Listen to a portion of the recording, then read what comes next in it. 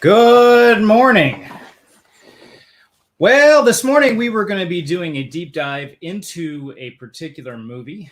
And then after a long and hard look at it, we decided this may not be the best one to do. And so instead of doing a review on a movie, we changed gears and said this might be an opportunity to talk about maybe why not to do a review on a movie, or more particular for anybody out there, at what point should a Christian not watch a movie or a show or stay away from some form of entertainment, whether it's maybe even a book, a novel, or whatever, and instead say, you know what, I'm drawing the line here. And I'm not talking about from a point of view to say if this book is just not written well, this story is this movie is not filmed well, it's just junk, it's not really good entertainment. I'm talking about from an ethical and moral standpoint. Something might be really well put together, but crosses the line somewhere to say this is no longer something I should watch. So we're going to dive into that this morning instead of looking at a movie. Is there any point where you would have said on a show or a movie that say this I can't watch this for whatever reason? Well, it really depends on the content that it is and who's watching. Again, this answer would be different if I was like 12. Yeah. So the age of who's watching is kind of critical because you got to be more discerning when it's someone of a younger audience.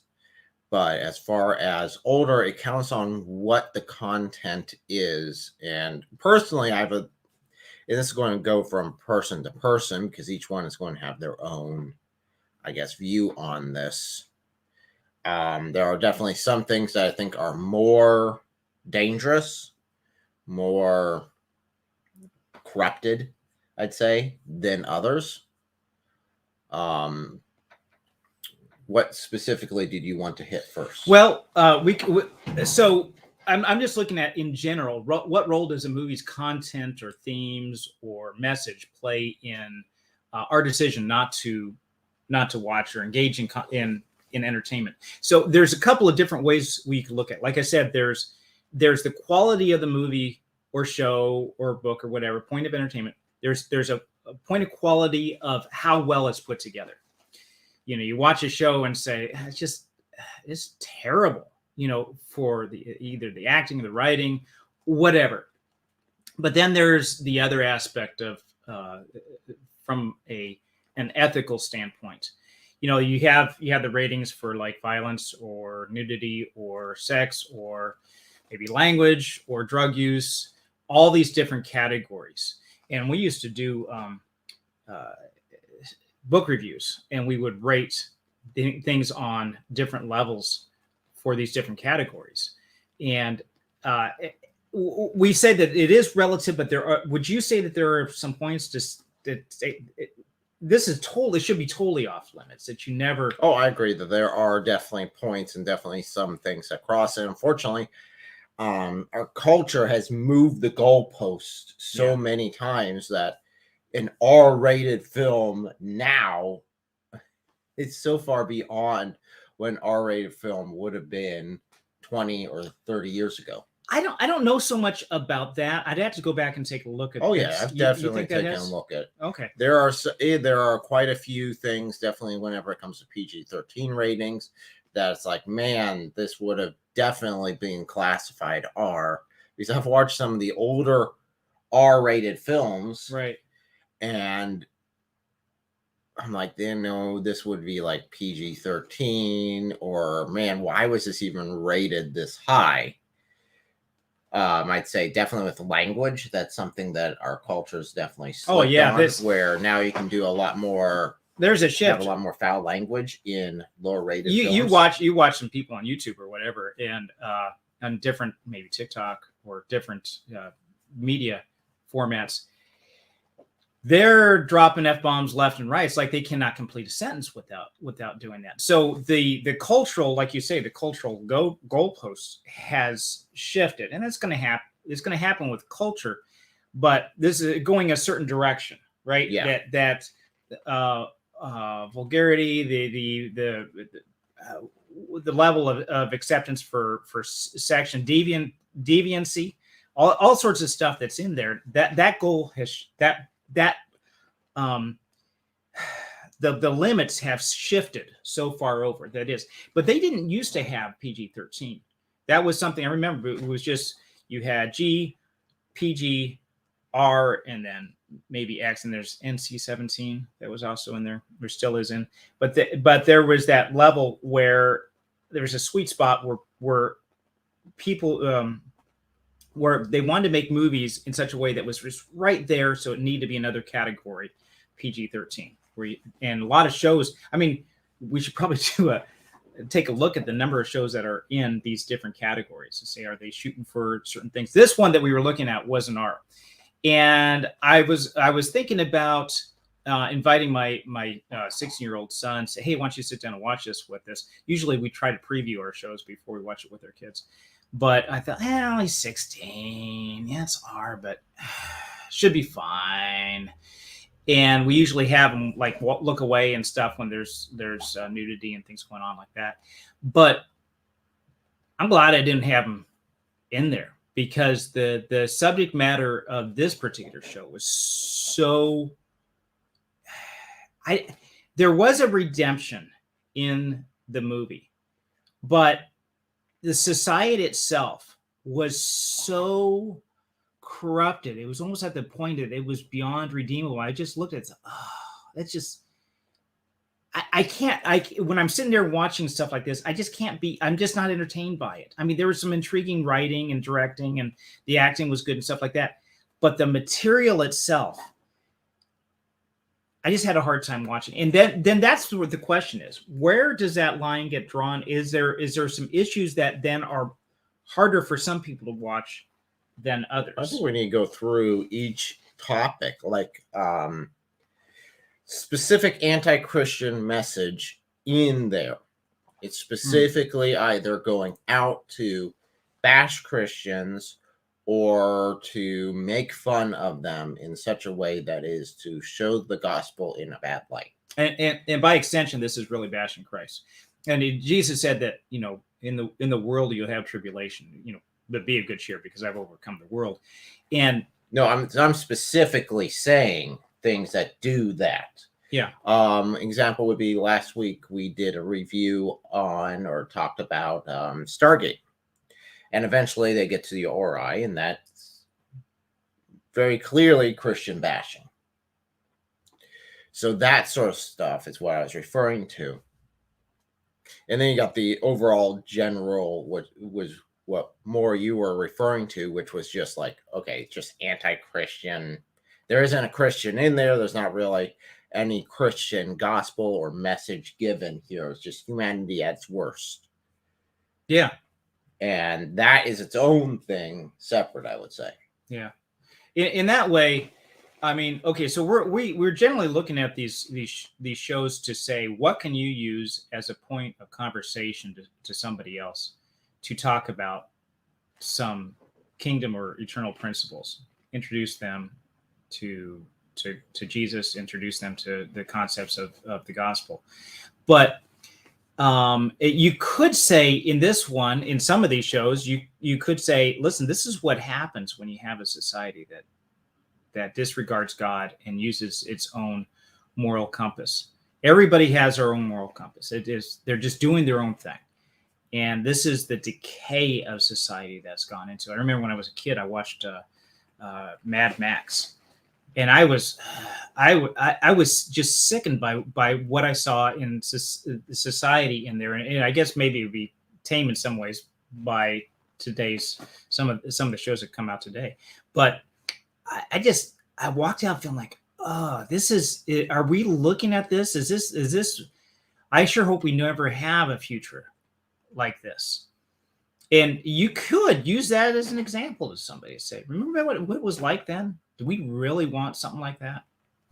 So, I mean, that's one thing that can be used. One thing that can be used for it. I think the stronger message here, the stronger testimony would just be saying, you know what? No, I don't watch that because, there's content in there don't agree with. I think it's absolutely wrong. I mean, the level of violence could be high in some films, and the level of gore. So there's violence and then there's gore. Mm-hmm. So, and there is a distinction between the two. So you can have a really violent show without having any gore in it, Right, or any blood in it. I mean, if you right. got like a boxing show that never shows any blood at all, okay. And I guess those would be more on the personal discernment side, that you've got to decide where that line is. Okay, this is way too much for it. And I'd say probably my tolerance is higher towards that compared to other things. Yeah. But before we get into the different categories, I think this is really good to talk about, is maybe some general principles. And the general principle would be, what is it, first of all, is it drawing me closer to Christ, or is it drawing me away? Or either some things could be neutral, like I'm listening to Mozart. Okay, let's, nothing. I mean, that should be neutral. I can't imagine that'd be, one way or the other. But if you had a movie that is going to then be neutral, or maybe draw you closer to Christ or something, another criteria that could be used is, would I be able to talk about this with other people? Is this an experience? Jesus used parables he used stories to introduce concepts of the kingdom to people, so they would understand about a farmer planting seed. So then he was saying, okay, it's just like this. So in an analogy way, but he was doing it more than just an analogy.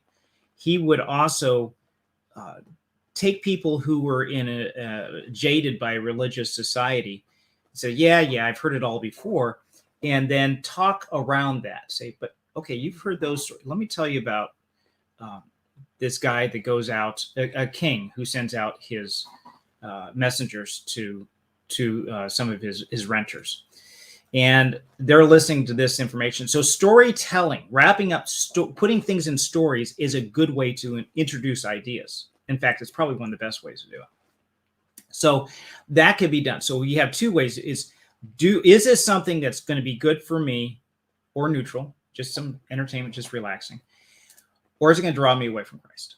Then the other part is it something that I could use to talk to other people about too? Everybody's talking about it at work. An example would be something like this: is I heard it when I was at work, people were talking about Game of Thrones, and I thought, oh, this might be interesting. But when I started delving into it, I thought, you know what? I'm not. No. I drew the line on that. Now, maybe you feel differently about it. Maybe are some good redeeming qualities, something that you could talk to other people about. But there is a level of a threshold for me, and I said, I just can't do that. So what are some of the elements then would be in that decision making for that threshold? We talked about violence and gore. Again, I can be higher on the violence than the gore. And why is that? I would say for violence and gore side, other than just the discussion, being disgusted with gratuitous gore, it's not that big. I would look at like war films or anything along that line. What was that one that they had? It was World War I, where they follow these. It was really well done. They followed it like 1917. Was it? It was 1917. Yeah. Yeah. So they really these, well done. Interesting camera work. Cinematography. I guess it was all done in one shot, which to me is amazing. That they got that. They got that done. And so they followed these two guys, and it was realistic. And I'd much rather have a realistic depiction of war than something that is sugar-coated or just really gratuitous. But I think you usually have it so much sugar-coated that, the rah, let's go to war, and realize that, okay, war may be necessary at times, but do realize that buddy of yours, he's probably going to die. It's going to be a brutal death. Just like in the beginning of Patriot. I was true. Think of the Patriot as another good example of that. Definitely because of, there's a lot of extra gore that's in it, but I wouldn't call it extreme for the time period and what was happening around, because those are accurate descriptions of what would happen in those cases. And I think you do need to see that this is bad. But Another thing that happens is war too is that women are raped. I don't think we should show that. No. You could show maybe the aftermath or some of the brutality that's done there, but I would not show that happening. And so there's another line that gets crossed there. It will come back to that in a minute, but you could look at and say, oh, they just all violence is wrong. To say, I guess it depends on how it affects us. And at the same time, you look at the Bible and there's some pretty there's a lot violent scenes that are going on. Definitely there. Old Testament. You look at, I mean, there is talk of rape. There is talk of murder. There's talk of war happening. I mean, King David. Yeah. Tens of thousands. But it's not getting into detail where, it's not like a trashy novel where you're talking about the entire sex scene that's going on and stuff like this. It's mentioned, this happens, there's tension. I would not sit down with a 4-year-old and discuss about all these wars and these people, ripping apart, whatever the deal is, right? You don't want to necessarily do that. So that's where the limit is on age.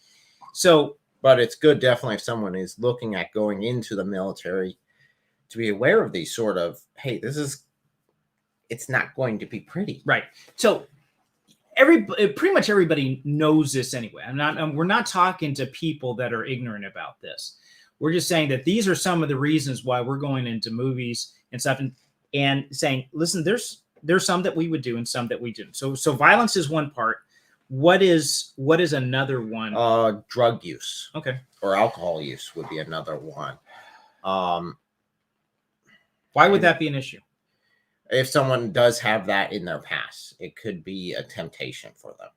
Okay. You could look at that and say, wow, I really miss how that felt, or I really long for that again. And it's a sin temptation for them. Or somebody who is innocent about the whole deal, never been exposed to it, and looks at it and says, boy, it looks like they're having a good time. And there's a couple of different ways, because there's like actual real world drugs that are out there that could be accessed in depicting those. And then there are like the fantasy drugs that like you can't get. They don't actually exist. Soma. What was that? You talking about the Skyrim stuff? Well, okay, it's getting into game. That's another aspect we can get into. So we haven't even touched about that. But gaming's a whole other aspect. Yeah, a lot of people you're personally doing it instead of being a passive observer, like in shows and movies, like we've been covering so far. Wow. Yeah, I'm talking about that. That's topic for another. It would have to be. That would be another whole enchilada. That's huge. There. And growing as a point of industry too. If people are going for that instead of actually reading a novel or watching a movie or listening to a book on an audiobook or something.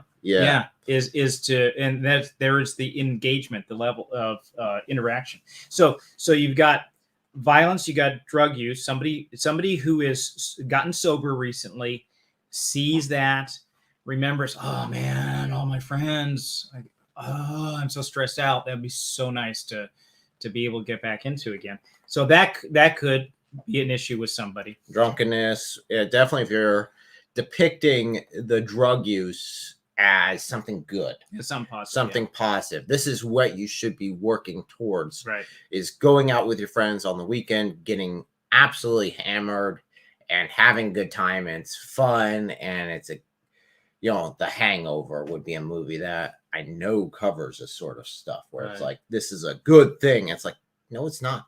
Yeah, this is bad. So you got those two, and what about nudity and sex? Nudity and sex, I think, are the more dangerous of them. Why not? Mind. God's created us, man. I mean, it's all natural. What are you talking about? Just let people do what they're doing. Devil's advocate. There's difference in between the art styles that depict nudity, where it's the classical sort of art, or even a movie like Avatar. Oh, Avatar, where it's not sexual. It's specifically sexual by itself. There's still that side of it. Don't get me wrong, Right. but it's not going out there painting it as extremely sexual. Yeah.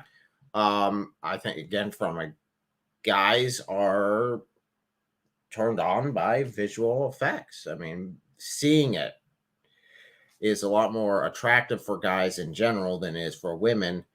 And it's really easy for guys to slip into a sinful nature, Oh, yeah. sinful habits Oh yeah. based upon that. The sex drive is so powerful. And of all the other two things that we talked about, this is probably the one that is going to drive somebody. As Christians, we're looking at living our lives so we're not causing someone else to sin. We might have liberty to do some things, but you don't want it to be a trigger for someone else to relapse or go into sin or whatever, and say, well, this guy's doing it, I can do it. Well, your situation might be a little bit different. And I guess the example could be, I won't drink alcohol in groups. And one of the reasons I don't drink it privately anyway, but just for my own personal reason and background, that there's reason for that. Is it scripturally wrong to drink alcohol? I don't think so. I don't think it's a sin. But you would be in trouble. Yeah, there's a whole new video. There's other people that have videos on that. We just go see those. But I won't, because I know that there are other people that I'm around and stuff who did have a problem with alcoholism in the past, and this could be a problem for them. Seeing other people drink, or maybe, they know that your background and stuff, and look at that and say, well, this guy's drinking, then, Well, even then, going back to the different categories. So you got the drug use, which could be a temptation if it's on the screen of something that you've done before. But then there are still steps that you have to take to go get the drugs, take the drugs. There are steps there are points where you could stop. Still there. For violence and gore, I guess you could say the same thing, that could you go out and become violent because of stuff that you saw on there? Sure. But then again, there's still steps. There's still points that you have to make extra decisions on top of that. You don't have that with like any sort of pornographic scene or any sort of nudity, because it's already done. Yeah. It's already there. You've already seen it. Right. And let's be honest, pornography is very, very available. Back when I was a kid, and I've had a serious problem with porn in my own life. It was bad. But back when I was a kid, the only point of availability would be like, my dad had Playboy books, Playboy magazines and stuff. It would be on that level and be very difficult to come by. You'd have to go to an adult bookstore and maybe get there, or maybe at a gas station, there'd be something behind the rack and stuff like that. But as a kid, you're not going to have availability to that. And as an older adult, there's always the stigma of like, asking for something like that or whatever. It would be a lot harder to come by, especially something that would be a movie or a show. It's just not. Then HBO came out, it made it more available, and then now we are as close as this with us most of the time that we can grab and do this. So once you see this stuff on the screen, it could send you off into La La Land. Talk about triggering somebody, steps of recovery, and then something like this happens, and boom, you're off and going. So seeing it on the screen, if you're a person who's never had a problem with it, or especially for a lot of women, it's not an issue. It's no big deal. I mean, for my wife, it's like, that scene comes over to, all right, fast forward when it's done, and then she does it. Because I'd rather be thinking about her than thinking about what I see on the screen. This stuff gets in. Once those images are in, they're in. And good luck on trying to get those out. So yeah, I think that's why I would say that nudity, anything along that line, is more dangerous than anything else. And I think that's why I've kept that at the lowest. Me personally, I kept that at the lowest tolerance. Yeah. And so there was, in this one movie that we were going to review, There was some of that, and it wasn't. I don't know. It was a lot. It was. Is it necessary for the show? That's another thing that you can ask too. I'd say no, it wasn't. For this one, no. For this one, no, it wasn't. It was thrown in there for, I guess, to try to paint it as. And again, it wasn't because it was the best thing, but it was just a part of their lives, which, in a secular society, that's all it's painted as. Yeah, it's just something you do. It's just sex. Yeah. So to put a little bit of a balance to this, yeah, God created us. He created us as sexual beings. Sex drive is necessary for the procreation of the species. You have to have that, otherwise, this is the last generation. God created sex. He created the whole concept of everything, but there's a place for it, and now we're pretty much saying that, hey, keep it off the screen, because it ends up a lot of people, and me included, start to go off in the wrong directions. So, and I guess most of this is, again, by background, because if you have and are vulnerable to pornography, if you're vulnerable and have a history with it, then those will hit you more. If you have a history with drug use, that would hit you more. Mm-hmm. If you have a history with violence and going out fighting, that might hit you more. Yeah, if you were like a soldier that just came back from war, and you had seen this, not necessarily that after watching this movie you're going to pick up a gun and go run out and start shooting people, but more likely just the trauma. You're remembering your buddy getting shot, or other things that happened, seeing civilians that have been hit. And so just really tough for you to go through and watch that. It's no longer a point of entertainment. It's some really bad memories that are there. The same could be said about maybe a rape scene for somebody who has, gone through some kind of sexual trauma. So all those things that are there. Would you add anything else to this list? I mean, we got language that's in there too, like you said, but language, that'd be more for maybe like kids and stuff. More for kids. Be discerning. Again, whatever you're putting in, if you're constantly listening to foul language, you're going to end up using it. Yeah, it's going to become part of how you think and how you interact. Whatever you're consuming massively will affect your personality. Right. So that's why we should be well rooted within the Bible. We should be consuming the Bible more than anything else. Yeah. So I guess what garbage in, garbage out. If you think of it like your diet that you eat, if you're eating junk food all the time, well, you're not going to be in pretty good shape, and your health is going to go downhill. This is a consumption of just feeding your mind when you're using whatever you choose to use as a form of entertainment. So the movies that we go through and we talk about and review, we're not necessarily suggesting you go out and watch them. But if you have seen them, or if you're going to see them, then these are things you can use as ways to say, hey, here's some eternal messages that are in here.